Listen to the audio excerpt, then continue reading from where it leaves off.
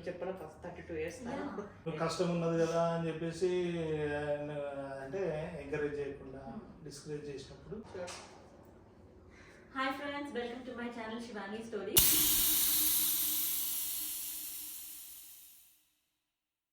So మన first podcast మా అత్తయ్య మావయ్యతో స్టార్ట్ చేస్తున్నాము. సో వాళ్ళ లైఫ్ ఎక్స్పీరియన్స్ ఏంటి అండ్ ఇప్పటి జనరేషన్స్కి ఏం చెప్పగలుగుతారు అండ్ వాళ్ళని చూసి మనం ఏం నేర్చుకోవచ్చో చూస్తాం.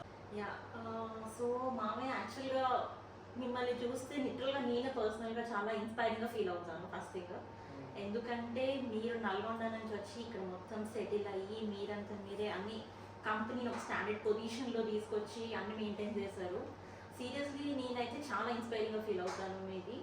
సో మీరు ఎక్కడి నుంచి స్టార్ట్ చేశారు, అసలు మీరు ఆ బిజినెస్లోకి ఎలా వచ్చారు?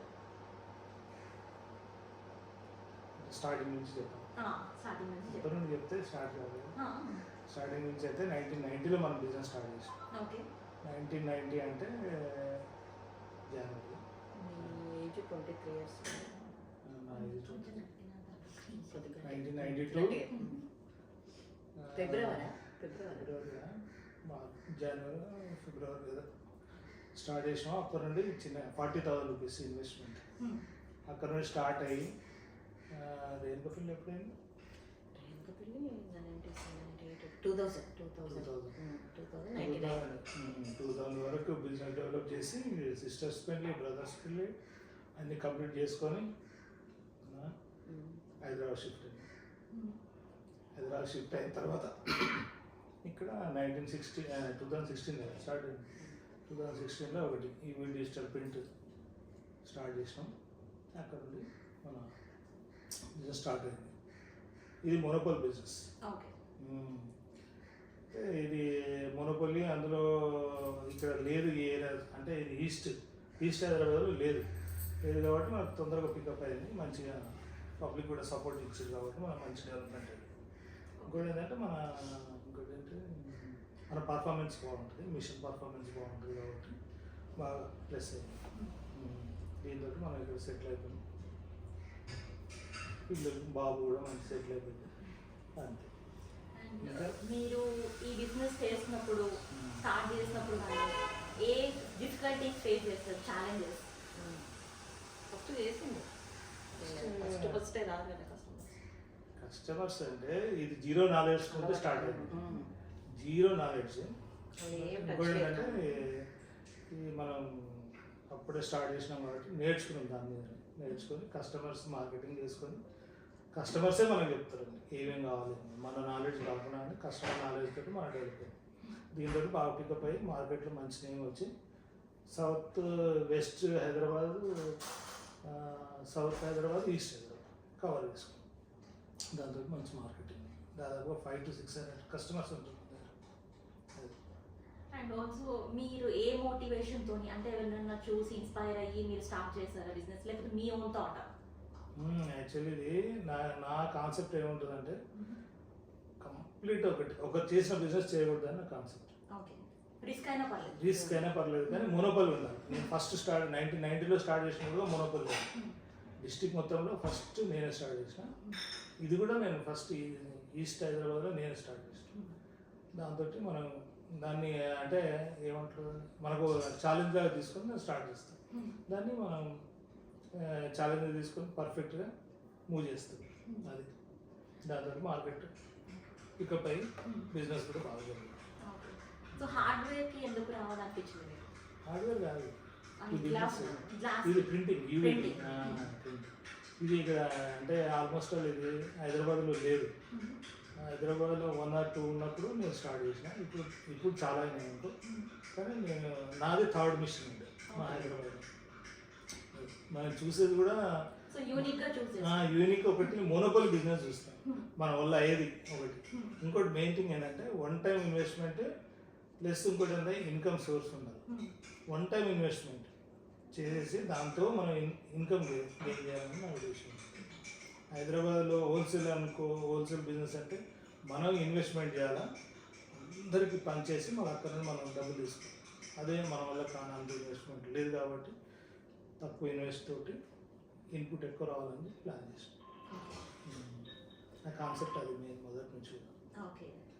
సో మీ ఎడ్యుకేషన్ అదంతా ఏంటి మావే? ఎడ్యుకేషన్ యాక్చువల్లీ నాది సివిల్ ఇంజనీరింగ్. దాని తర్వాత కొంత ప్రైవేట్ జాబ్ చేశాను, తర్వాత మళ్ళీ బిజినెస్లోకి వచ్చేసాను. Okay. So according to you private sector or government సెక్టర్తో కంపేర్ చేస్తే ఏది బెటర్ అంటారు? అదే ఏ బిజినెస్కి అంటే ఏ సెక్టర్ కా సెక్టరే ఎవరి దానికే ఉంటుంది. మనం ఇది అది అనేది ఉండదు. మనం దీంట్లో కష్టపడితే ఇందులో గ్రోత్ ఉంటుంది, అందులో ఉంటే అందులో గ్రోత్ ఉంటుంది, దేని దానికే ఉంటుంది. ఓకే. ఎప్పుడైనా ట్రై చేస్తారా వేరే దానికి షిఫ్ట్ అవుతాము అని? మా ఫీల్డ్కి బిజినెస్ అయిపోయింది కాబట్టి బిజినెస్లో స్టార్ట్ చేసాను. సో మీ ఫీల్డ్లో వచ్చిన తర్వాత ఎవరైనా మీకు ఇన్స్పైరింగ్ అనిపించారా? అంటే ఎవరైనా పర్సన్ ఎవరైనా స్పెసిఫిక్గా ఉన్నారా, లేకపోతే ఓన్లీ వన్ అండ్ ఓన్లీ మీ పర్సన్, ఐ మీన్ మీ పర్సనల్ థింకింగే? ఇది నా పర్సనల్ థింకింగ్ అదే, నేను ఎవరిని ఇన్స్పిరేషన్గా తీసుకోలేదు. నా పర్సనల్గా నేనే గ్రోత్ కావాలని చెప్పి అనుకున్నాను. అని నన్ను చూసే కొంతమంది ఇన్స్పైర్ అయ్యి చాలా మంది పెట్టుకున్నారు. అంటే ఫస్ట్ 1990 నుంచి కూడా ఆల్మోస్ట్ ఆల్ నా దగ్గర వర్క్ చేసిన వాళ్ళు ఒక 60 to 70 మెంబర్స్ ఉండొచ్చు. వాళ్ళు కూడా వాళ్ళు ఓన్గా డెవలప్ అయ్యి వాళ్ళు ఓన్గా సెటిల్ అయిపోయారు లైఫ్స్. అది ఒక నాకు సాటిస్ఫాక్షన్ ఉంటుంది లైఫ్లో. ఇక్కడ కూడా నా దగ్గర ఇప్పుడు 3 స్టాఫ్ ఉంటారు. ఇక్కడ నుండి కూడా ఒక 6-7 మెంబర్స్ వర్క్ నేర్చుకుని వెళ్ళారు. వాళ్ళు కూడా సెటిల్ అయిపోయినారు. లైఫ్ అంటే ఏంది అనేది నేర్చుకుంటున్నారు. సో ఈ జనరేషన్లో బేసికల్గా ఏదైనా వర్క్ చేయాలి అని అంటే దాని ఒక కష్టంగా చూస్తుంటున్నారు బయట. సో సాటిస్ఫాక్షన్ లేకుండా పనిచేస్తున్నారు. సో అలాంటి వాళ్ళకి మీరు ఏం సజెషన్ ఇవ్వాలనుకుంటున్నారు? కష్టపడితేనే ఫలితం ఉంటుంది ఏదైనా కానీ. కష్టంగా అంటే ఇష్టంగా కష్టపడితే మంచి ఫలితాలు ఉంటాయి. మనం ఇది ఒక ఇన్వెస్ట్మెంట్ చేస్తాం అదే వస్తుందిలే అనుకుంటే కాదు. మన ఓన్కి కూడా మనకు అన్ని నాలెడ్జ్ ఉండే దిగాలి. ఏదైనా వర్క్ చేయాలంటే మన సొంతంగా నాలెడ్జ్ ఉంది స్టెప్ తీసుకుంటే 100% సక్సెస్ అవుతుంది. అది నాకు పక్కా నా గ్యారెంటీ. సో మీ ఫిలాసఫీస్ ఏంటి? అంటే ఇవి పాటిస్తే నాకు ఇలా ఉంటుంది అని. ఫిలాసఫీ అంటే ఒకరికి అన్యాయం కాకుండా ఒకరు మోసం చేయకుండా మన లైఫ్ ఏదో మనం బతుకు ఒకరి జీవితాలకు పోకుండా ఉండి మనం ఉంటే హ్యాపీ. వాళ్ళకి హ్యాపీ, మనకు కూడా హ్యాపీ. లైఫ్ అంతా సాఫీ. మన పని ఏదో మన బిజినెస్ ఏదో ఒకరి జీవితాలకు పోకూడదు. మన జీవితం మనం ఉన్నప్పుడు థర్డ్ అంటే వేరే ఒక జీవితం బాగున్నారనుకో, బాగున్నారు వాళ్ళకి ఏదో చేయాలో మనం ఏదో పోయి ఏదో చేసినాం అనుకో వాళ్ళకు ప్రాబ్లం అవుతుంది, మనకు ప్రాబ్లం. పోటీగా ఉండదు, పోటీగా తీసుకోకూడదు. వాళ్ళ ఫ్యామిలీలో కూడా మన ఇల్లు కావు. లిమిటేషన్లు ఉండాలి. ఏదైనా లిమిట్ ఉంటేనే లాంగ్ లాస్టింగ్ ఉంటుంది, లాంగ్ లైఫ్ కూడా బాగుంటుంది నా ఉద్దేశం. బేసికల్గా నన్ను అయితే నువ్వు మ్యారేజ్ చేసుకుంటే ఎలా ఉండాలి అని అంటే నేను వీళ్ళిద్దరిని చూపిస్తాను. ఎందుకంటే they are the perfect couple. నేను ఇంతవరకు అసలు ఇలాంటి కపుల్ని అసలు చూడలేదు ఇంతవరకు. సో నాకు చాలా అంటే చాలా ముచ్చటేస్తుంది చాలా విషయాల్లో. అంటే ఇప్పటి వరకు ఒక చిన్న మాట కనీసం బేసిక్ బూత్ కూడా ఆమె తిట్టలేదు మా అత్తని. ఇన్ఫాక్ట్ పిలవలేదు కూడా పేరుతో తప్ప అసలు రావే అట్లా కూడా అనలేదు అసలు నేను వినడం అసలు. సో రీజన్ ఏంటి? ఒక మీరు పర్ఫెక్ట్గా ఉండడానికి రీజన్ ఏంటి? దానికి ఏమైనా సజెషన్స్ ఇస్తారా? దానికి కూడా సజెషన్స్ కూడా ఉంటాయి. ఇది ఏంటంటే మ్యారేజ్ అంటే ఒక లైఫ్ అంటే ఒక మనిషికి ఒక తోడు. ఆ తోడు అంటే ఒక ఫ్యామిలీని వదిలిపెట్టి మన ఇంటికి వస్తున్నప్పుడు చాలా ఇది అన్నట్టు కన్సిడర్ చేసుకుని వాళ్ళకి లైఫ్ ఏంటి, వాళ్ళ లైఫ్ బ్యాక్గ్రౌండ్ ఏంటి అవన్నీ అర్థం చేసుకుని అట్లా ఫ్రెండ్లీగా ఉండాలి. ఫ్యామిలీ భార్య కాకుండా ఒక ఫ్రెండ్లీగా మేనేజ్ చేస్తే లైఫ్ అంతా సాఫ్ట్. ఇప్పుడు దాదాపు 30 years అయిందా?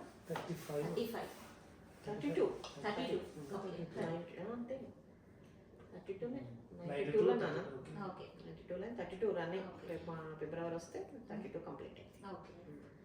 సో అంటే ఇప్పటి వరకు ఏదన్నా అంటే డిస్కంఫర్ట్ ఫీల్ అయ్యారా? అండ్ ఇంత స్ట్రాంగ్ బాండింగ్ ఉండడానికి రీజన్స్ ఏంటి? అంటే కష్టం వచ్చినప్పుడు కష్టపడ్డది తోడుగా, సుఖపడ్డప్పుడు సుఖపడ్డది. నువ్వు కష్టం ఉన్నది కదా అని చెప్పేసి అంటే ఎంకరేజ్ చేయకుండా డిస్కరేజ్ చేసినప్పుడు అలాంటి ప్రాబ్లం లేదు కాబట్టి ఎంకరేజ్ చేసింది. కష్టం వచ్చినప్పుడు కూడా ఎంకరేజ్ చేసింది అనుకుంటుంది. మనం సుఖపడ్డప్పుడు కూడా ఎంకరేజ్ ఉంటుంది కాబట్టి హ్యాపీ. ఎస్ వాళ్ళకు మామయ్య నా గురించి చెప్పడం ఫస్ట్ 32 years అది ఒక్క 32 years తర్వాత కూడా ఇప్పుడు చాలా మంచిగా అనిపిస్తుంది. అంటే యాక్చువల్ ఒపీనియన్ ఎన్ని ఏంటి అని. రోజులకు నాన్న అసలు ఎందుకు వస్తుంది ఈ టాపిక్ అవును. మేమేం మాట్లాడుతున్నాం వేరే ఎవరన్నా అంటారు కానీ అసలు ఆయన చెప్పడం ఇప్పుడు అంతే ఉన్నదే కదా. అయితే నేనైతే Yeah, తిట్టడం అమ్మో, తిట్టడం అంటే కథ. అయిపోయింది.